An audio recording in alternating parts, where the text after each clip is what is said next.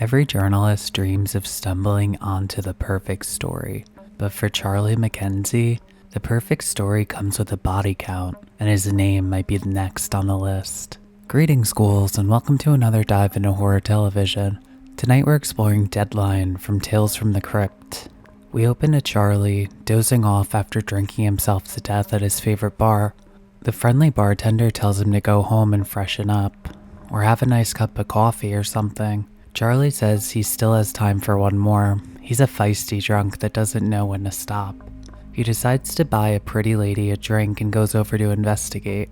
We learn that Charlie is a crime reporter down on his luck. Vicki is alluring and mysterious.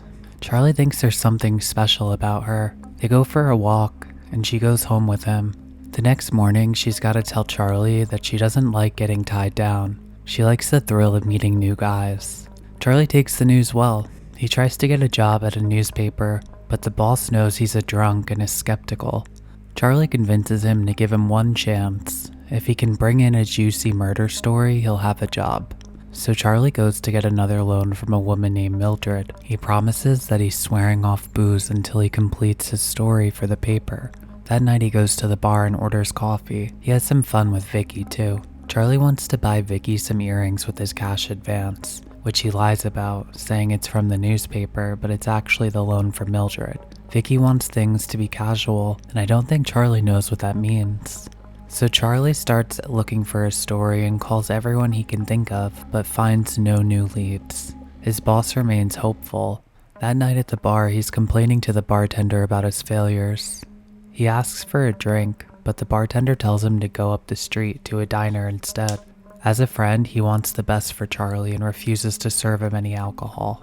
So Charlie goes to the diner with his newspaper and has a cup of coffee. The diner's owner tries striking up a conversation with Charlie, but then goes to the back of house. In the back room, an altercation erupts and a woman screams. The diner's owner killed the woman. How's that for a juicy murder story? Charlie tries to get the diner's owner to talk, and we learn he strangled his wife for fooling around with other men. Allegedly, she kept going out to bars and sleeping with losers and drunks. Charlie goes to the back of the store to call the police. Who he really calls is the newspaper. But just as he's about to break the story, the victim starts trying to get up.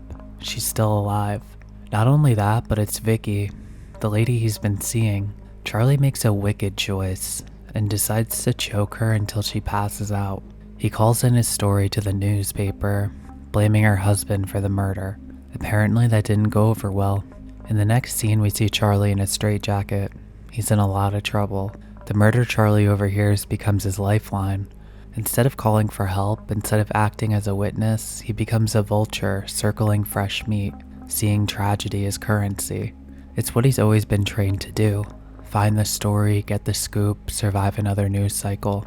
Charlie is doomed by design. Charlie isn't looking for fame, he's looking for absolution. The desperation for redemption is a central theme. A man willing to cling to any opportunity, no matter how toxic or morally compromising, just to feel like he matters again. His relationship with Vicki becomes symbolic as she represents possibility and a hopeful future. She represents a future he keeps ruining. The episode warns that redemption pursued through desperation, rather than transformation, can become fatal. In Deadline, journalism isn't just a profession, it's a predatory ecosystem where human suffering becomes currency, and every tragedy is measured by its grab value. The episode transforms journalism into a kind of vampirism, a hunger that feeds on others' pain. A core critique of modern media is the idea that journalists often stand by, observing and recording rather than intervening. Vicki introduces the theme of romantic salvation, the fantasy that love can fix the broken. But the episode dismantles this idea ruthlessly. Vicki is not Charlie's new beginning. She is the fantasy that keeps him from confronting the depth of his damage. The structure of Deadline adheres to noir storytelling. The broken protagonist, the seductive stranger who promises a way out, the morally polluted cityscape, and the inevitable downfall. He doesn't fall because he wants something evil, he falls because he wants something good and is willing to corrupt himself to get it. Charlie's addiction to alcohol shapes every beat of the narrative. His sobriety is treated as a fragile spell, easily broken, making him both sympathetic and dangerous. Addiction functions as a motif of haunting. The bottle is his ghost, sobriety is a temporary exorcism, and relapse lurks like a monster off-screen. Vicki is a symbolic double for alcohol. She offers relief, promises transformation, and lures him into a false sense of control. Both the bottle and the woman become objects of dependence. The story relies heavily on irony. His perfect story is a trap disguised as an opportunity. He finds the story he needs, but it devours him. He escapes the bottle only to chase a different kind of intoxication. He seeks truth, yet falls victim to a staged lie.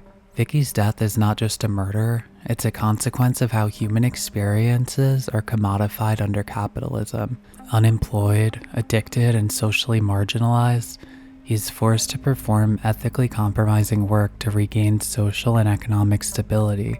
Capitalism creates conditions in which the value of a human life is measured by its utility, not its intrinsic worth. Overall, this episode was okay. I'll rate it a 7 out of 10 for Tales from the Crypt. The acting was top-notch, and the production was well done. The ending was lousily executed, though. Walter Hill directed, and he co-wrote with Mae Woods. Walter is best known for producing and writing some of the Aliens movies, and wrote 2 more episodes of Tales from the Crypt. What did you think of this one? Let me know down below, and until next time, remember to be well and stay spooky.